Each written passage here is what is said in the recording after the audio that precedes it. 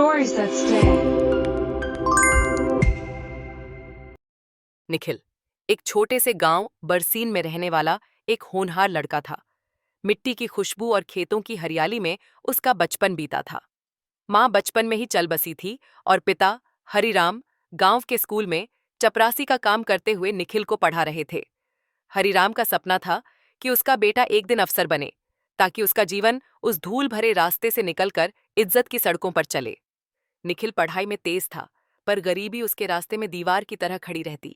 School की किताबें पुराने पन्नों से भरी होती, यूनिफॉर्म फटी होती, लेकिन आंखों में सपने चमकते रहते।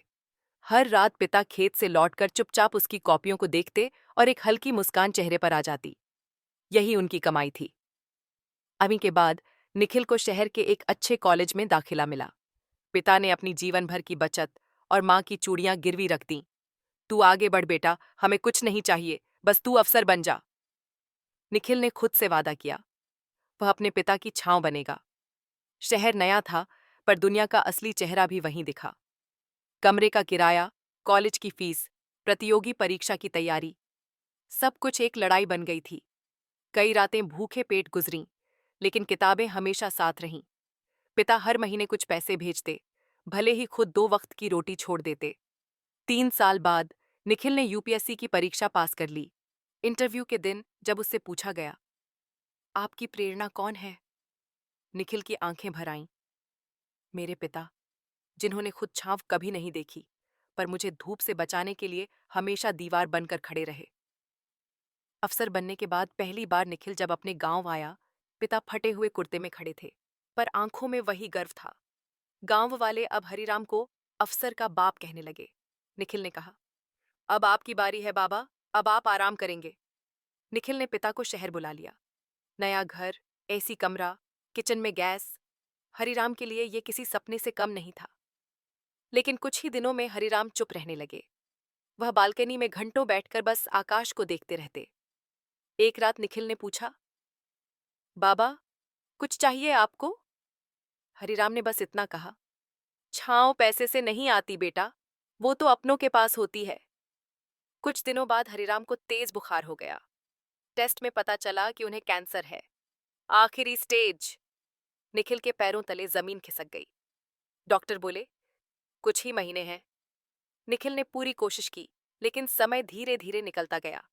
अस्पताल में लेटे हरिराम एक दिन बोले, बेटा, तुझे बड़ा आदमी बनते देख लिया।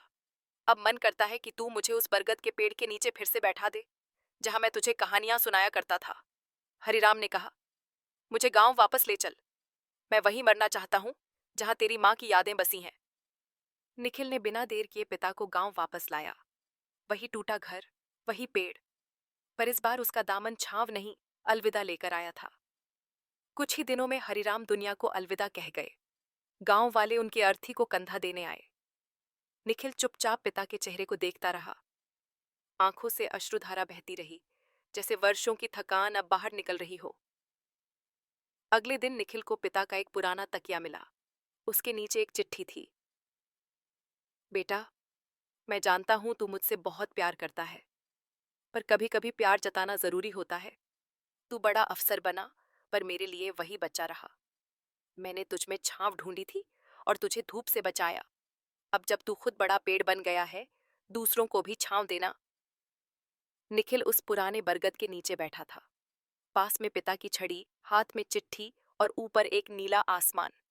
उसने मन ही मन कहा, अब मैं उस छांव की तलाश नहीं करूंगा बाबा, अब मैं खुद किसी की छांव बनूंगा। Please like, share, and subscribe our channel for more interesting stories.